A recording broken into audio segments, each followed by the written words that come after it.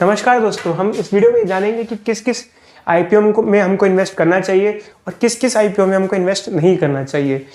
तो इस वीडियो की स्टार्टिंग हम यहाँ से करते हैं कि 1 साल पहले आपने देखा कि मार्केट काफ़ी तेज़ हुई और कई सारी कंपनीज़ के आईपीओ मार्केट में लॉन्च हुए, जैसे पेटीएम, जोमेटो, नायका, पॉलिसी बाज़ार और इसके अलावा बहुत सारे ऐसी आईपीओज थे जो मार्केट में लॉन्च हुए।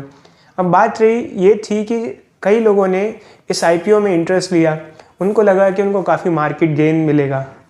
मार्केट गेन मतलब स्टार्टिंग में लिस्टिंग गेन, जब आप लोग किसी शेयर में पैसा लगाते हो, अप्लाई करते हो, तो एकदम से उसकी वैल्यू अगर हाई खुलती है तो उसे हम लिस्टिंग गेन कहते हैं। बट एक्चुअल में क्या है कि ये एक बहुत ज़्यादा बड़ी कहानी है, आपको इसको डिटेल में समझना चाहिए। जैसे हम किसी आईपीओ में पैसा लगाते हैं तो सबसे पहले आपको ये पता होना चाहिए किस आईपीओ में पैसा लगाना चाहिए और किस में नहीं लगाना चाहिए। अगर आप किसी आईपीओ में पैसा लगाते हैं तो आप एक चीज़ ये ध्यान रखें कि वो कंपनी फंडामेंटली स्ट्रांग हो, वो स्टार्टअप ना हो। अब ये सोच के आपको लगेगा कि जो 3 कंपनीज़ की बात की, नायका, पेटीएम और जोमेटो, ये तीनों ही स्टार्टअप्स हैं, तो इसका मतलब कि इन तीनों ही आईपीओ में हमको पैसे नहीं लगाना चाहिए। सिर्फ हम स्टार्टअप की बात नहीं करते, जब आप किसी कंपनी के आईपीओ में पैसे लगाने की सोचें तो आप एक चीज़ का ध्यान रखें कि वो अगर स्टार्टअप है तो अगर वो स्टार्टअप अगर प्रॉफिटेबल स्टार्टअप है तो फिर भी आपका जो लगाया हुआ पैसा है वो सेफ़ है।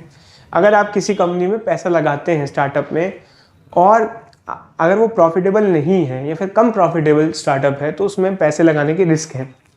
तो जैसे ही हम ये बात बोलते हैं तो लोगों के दिमाग में आता है कि भाई ऐसा कैसे, जोमेटो में कई लोगों ने पैसा लगाया आईपीओ में, कई सारे लिस्टिंग गेन्स मिला, प्रॉफिट कईयों ने कमाया, और कई ऐसी कंपनीज ऐसी होती हैं, स्टार्टअप्स होते हैं, बड़ा लिस्टिंग गेन मिलता है। देखिए एक्चुअली क्या है कि ठीक है, जिन लोगों ने पैसा लगाया उनको लिस्टिंग गेन्स मिले, बट ऐसा ज़रूरी नहीं है कि हर बंदा अगर पैसा लगाए उसको लिस्टिंग गेन मिले। आज आप देख सकते हैं कि जोमेटो, पेटीएम और नायका के जो शेयर्स हैं उनकी हालत कैसी है। अब अगर देखें इस टाइम पे तो कम से कम 60% उनके शेयर गिर चुके हैं और आने वाले टाइम में और माना जाता है कि उनके शेयर में गिरने के और चांसेस हैं। जब आने वाले टाइम में एंकर इन्वेस्टर्स का लॉक इन पीरियड खुलने वाला है कुछ ही महीने में, तो ये माना जाता है कि शेयर्स में और गिरावट आएगी। तो एंकर लॉक इन पीरियड क्या होता है, जब कभी कोई एक आईपीओ लॉन्च होता है तो कुछ साल तक जो उसके मेन इन्वेस्टर्स होते हैं वो शेयर्स अपने नहीं बेच सकते, वो लॉक इन पीरियड होता है, उसके बाद वो शेयर बेच सकते हैं, उसे एंकर लॉक इन पीरियड कहते हैं। तो अब शेयर्स और गिरेंगे। तो हम एक काम करते हैं, हम 3 कंपनीज़ की बात करते हैं यहाँ। एक पेटीएम जिसे 197 ग्रुप कहते हैं, एक नायका, एफएसएन, और तीसरा हम बात करते हैं जोमेटो की। वैसे तो तीनों की कहानी अलग अलग है, बट हम एक एक करके डिस्कस करते हैं। पेटीएम में जिन लोगों ने आईपीओ लिया तो स्टार्टिंग में ही उनको लिस्टिंग में काफ़ी ह्यूज लॉसेस देखने को मिले। अब इसका कारण ये था कि जब कभी आप किसी स्टार्टअप में पैसा लगाते हैं तो उसकी वैल्यू को बहुत बड़ा चढ़ा के शो किया जाता है। कोई कंपनी है जो इतनी लॉस में चल रही है, आपको बता रहे हैं कि इतने 1000 करोड़ की, इतने लाख करोड़ की, एक्चुअली पॉसिबल नहीं है। उनको लगता है हमारे इतने कस्टमर्स हैं, फ्यूचर में हम प्रॉफिटेबल होंगे। भाई ऐसा ज़रूरी नहीं है कि जिस कंपनी में हम पैसा लगा रहे हैं फ्यूचर में प्रॉफिटेबल हो सकता है वो लॉस में रहे, हो सकता है वो बंद हो जाए। पेटीएम में जिन्होंने पैसे लगाए उनको ना तो लिस्टिंग गेन मिला और तो और आप पेटीएम का स्टॉक धीरे धीरे गिरता ही जा रहा है। ये नहीं कि पेटीएम एक कमज़ोर कंपनी है, बात यह है कि जितना आईपीओ लॉन्च हुआ था जिस पैसे पे, वो उस वैल्यू को बहुत बड़ा चढ़ा के लॉन्च किया गया था। जो कंपनीज़ हैं ये सब मिल के स्टार्टिंग में जो लॉन्च करती हैं शेयर्स को, वो दिखाती हैं कंपनी की वैल्यूज़ इतनी ज़्यादा है, एक्चुअल में उतनी कंपनी की वैल्यूज़ नहीं होती हैं। तो ये एक प्रॉब्लम है स्टार्टअप्स के साथ, वो ज़्यादा ही वैल्यूज़ बढ़ा चढ़ा के शो करते हैं जितनी कंपनी की वैल्यू होती भी नहीं है, उनके एसेट्स भी उतने नहीं होते हैं। तो ये सारी प्रॉब्लम यहाँ पर आ जाती है, जिस वजह से अगर कोई पर्सन जैसे पेटीएम में जिसने इन्वेस्ट किया हो तो आपने देखा होगा उनको एक तो लिस्टिंग में लॉस तो हुआ ही और धीरे धीरे 60% तक इसका शेयर फॉल कर गया। अब हम आगे की कंपनी की बात करते हैं, जैसे जोमेटो में और नायका में जिन्होंने पैसा लगाया तो उनके लिए काफ़ी अच्छा रहा। भाई देखा उनको एकदम से लिस्टिंग गेन्स मिले, अच्छी बात है। तो कई लोगों ने लिस्टिंग गेन जिन्होंने लेके वहाँ एग्जिट कर गए शेयर से, तो उनको तो बहुत फ़ायदा हुआ कि भाई काफ़ी पैसा कमा लिया उन लोगों ने।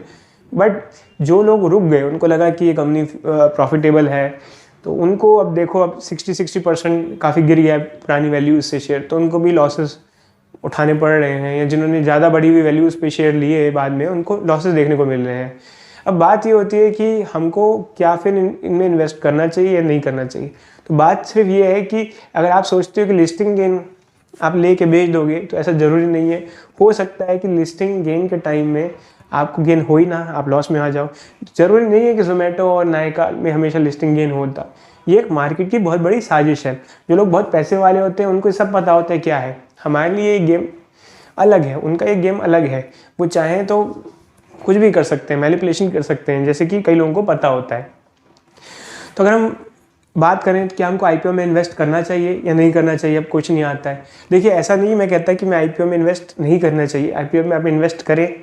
बट आप आईपीओ में जब इन्वेस्ट करें तो एक चीज़ का ध्यान रखें कि वो जो कंपनी है, स्टार्टअप है, उसकी वैल्यूएशन सही है या नहीं है, क्या वो कंपनी प्रॉफिटेबल है, क्या उसके प्रोडक्ट पहले से मार्केट में चल रहे हैं, क्या उसका फ्यूचर है।